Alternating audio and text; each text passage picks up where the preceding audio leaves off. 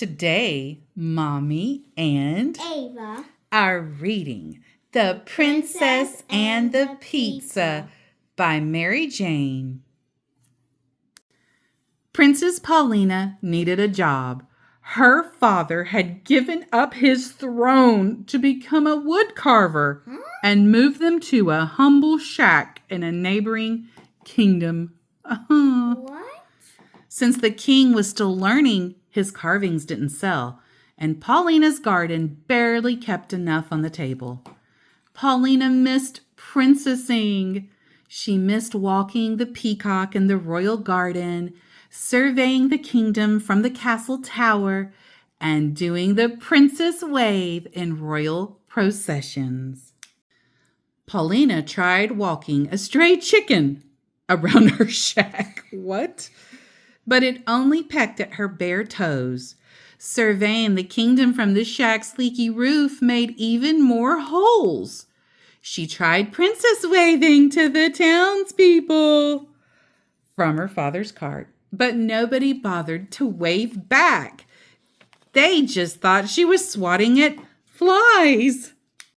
One day, a page rode past the shack announcing that Queen Zelda of Blom was seeking a true princess to become the bride of her son, Prince Drupert.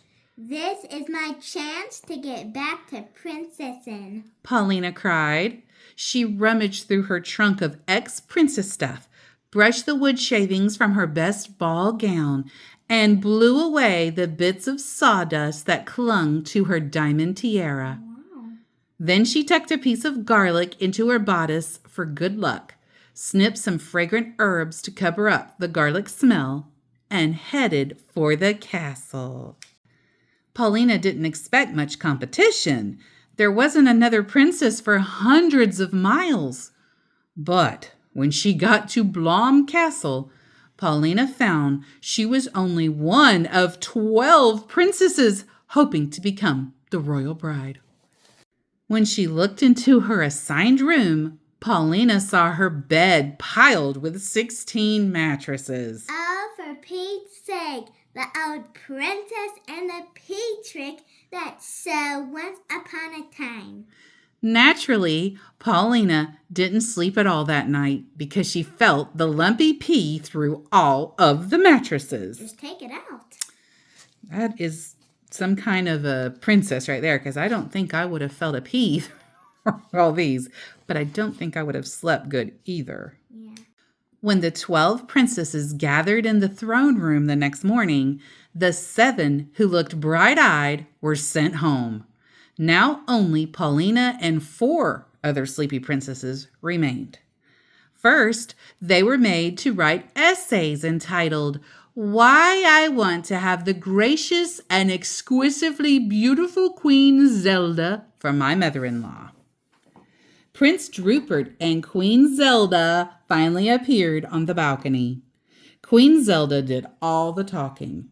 "Congratulations, ladies. You have written some lovely essays, which I will keep in my scrapbook.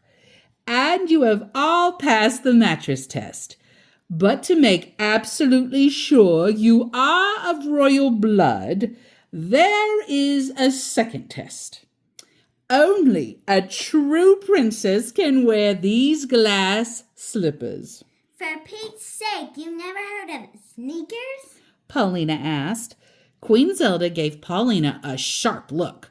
"Nobody said you had to hike in them. Just try them on."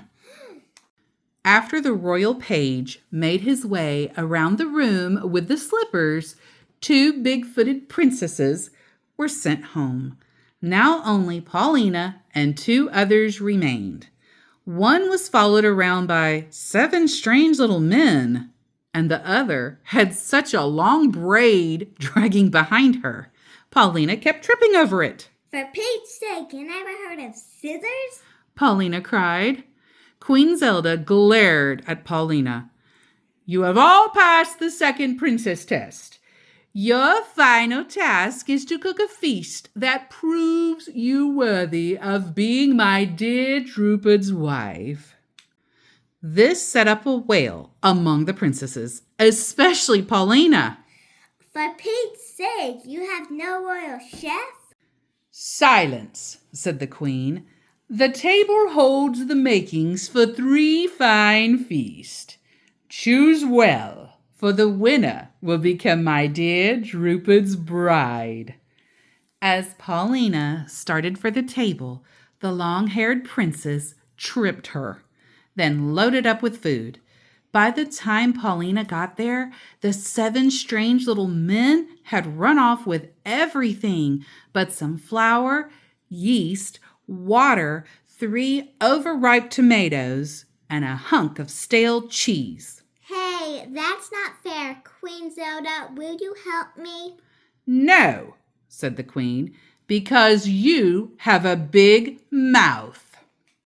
A servant escorted Paulina to her room and locked the door.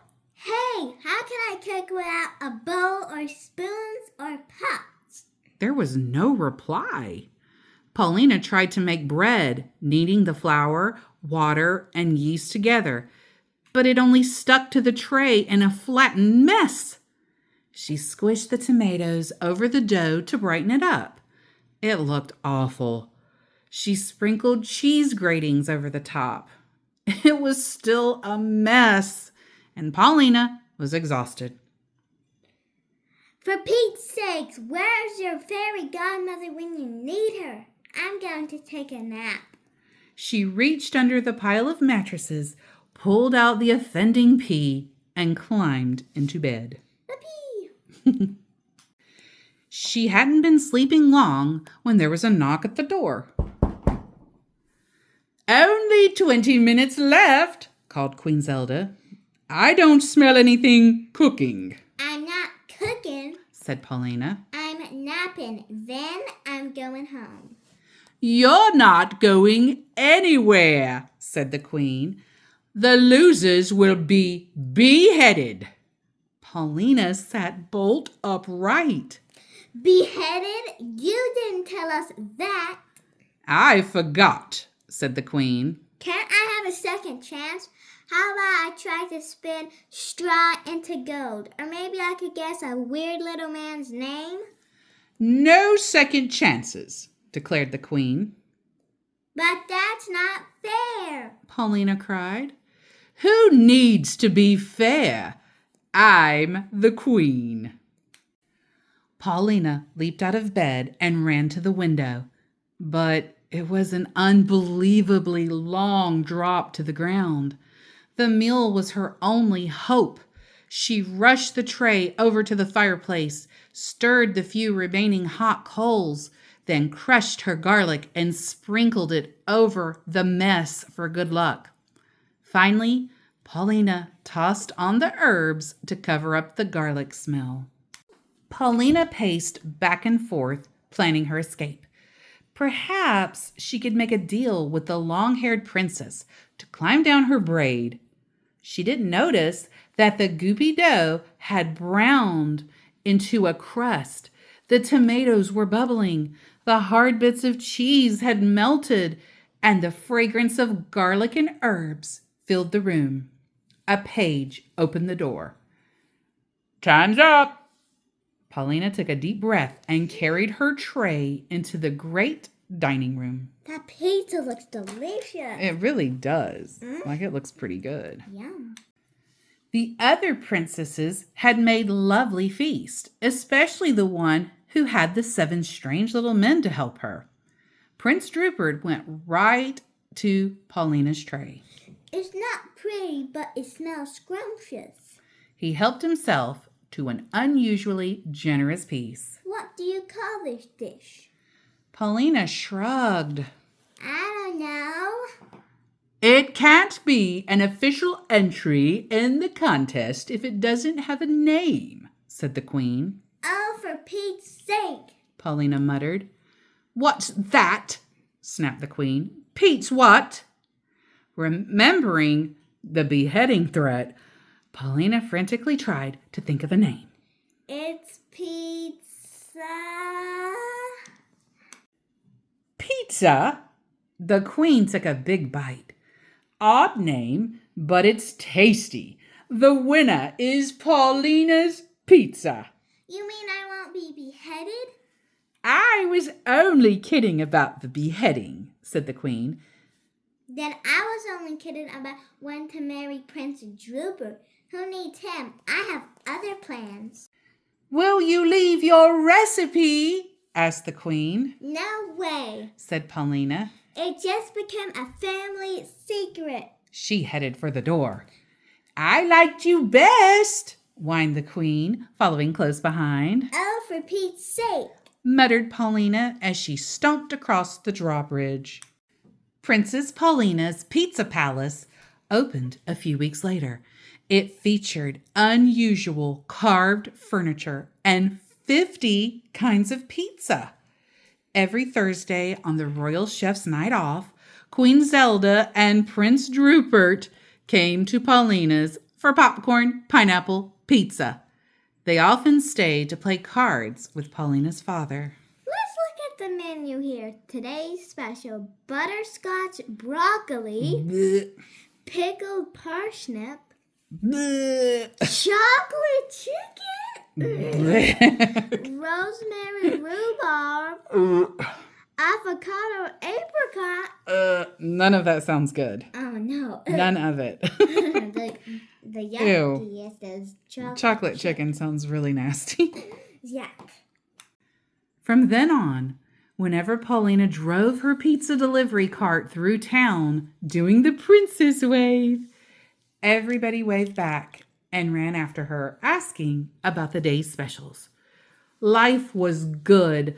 Paulina was grateful not to have Queen Zelda for a mother-in-law, but she's still worried about one little thing.